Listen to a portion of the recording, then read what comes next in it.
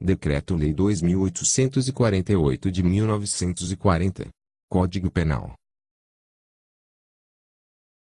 O Presidente da República, usando da atribuição que lhe confere o artigo 180 da Constituição, decreta a seguinte lei. Parte geral, título 1º. Da aplicação da Lei Penal.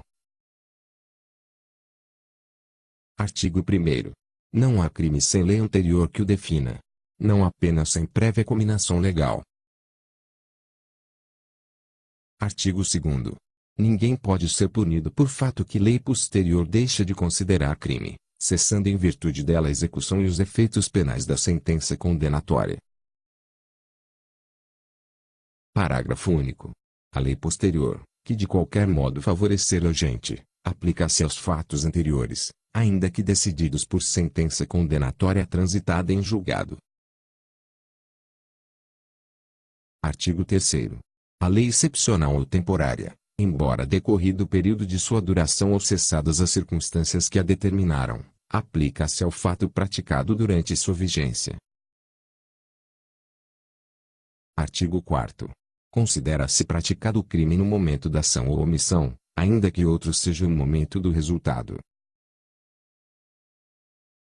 Artigo 5º. Aplica-se a lei brasileira, sem prejuízo de convenções, tratados e regras de direito internacional, ao crime cometido no território nacional. Parágrafo 1º.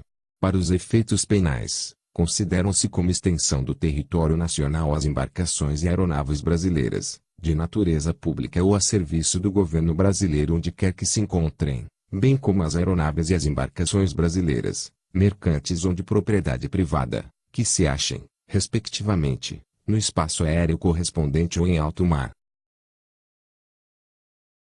Parágrafo 2º. É também aplicável a lei brasileira aos crimes praticados a bordo de aeronaves ou embarcações estrangeiras de propriedade privada, achando-se aquelas em pouso no território nacional ou em voo no espaço aéreo correspondente, e estas em porto ou mar territorial do Brasil. Artigo 6º.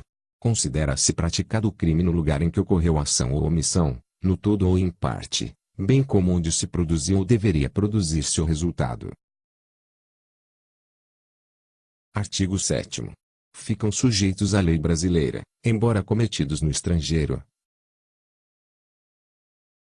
Inciso 1º. Os crimes. Alínea A. Contra a vida ou a liberdade do Presidente da República. Alínea B. Contra o patrimônio ou a fé pública da União, do Distrito Federal, de Estado, de território, de município, de empresa pública, sociedade de economia mista, autarquia ou fundação instituída pelo poder público. Alínea C. Contra a administração pública, por quem está a seu serviço. Alínea D. De genocídio, quando o agente for brasileiro ou domiciliado no Brasil. Inciso 2º. Os crimes. Alínea A.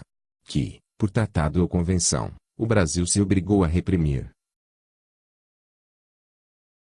Alínea B. Praticados por brasileiro.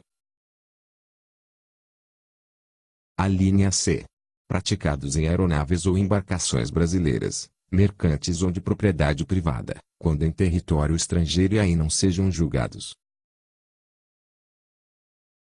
Parágrafo 1º. Nos casos do inciso 1º, o agente é punido segundo a lei brasileira, ainda que absolvido ou condenado no estrangeiro. Parágrafo 2º.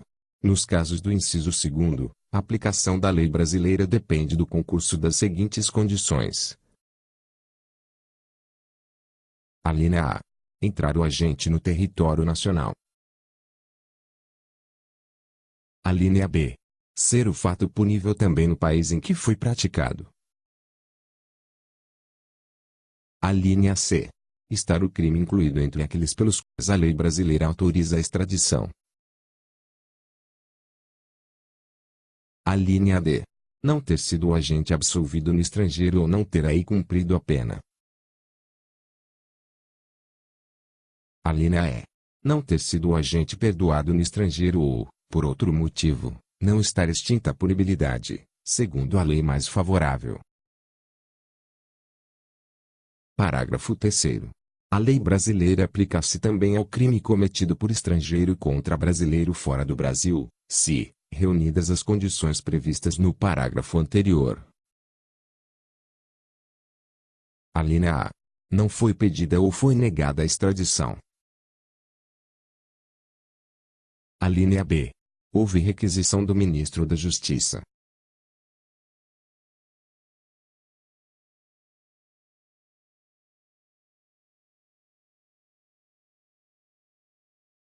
Artigo 8º. A pena cumprida no estrangeiro. Artigo 9º. A sentença estrangeira, quando a aplicação da lei brasileira produz na espécie as mesmas consequências, pode ser homologada no Brasil para: Inciso 1º. Obrigar o condenado à reparação do dano, a restituições e a outros efeitos civis. Inciso 2º. Sujeitá-lo à medida de segurança. Parágrafo único. A homologação depende: Alínea A. Para os efeitos previstos no inciso 1º, de pedido da parte interessada.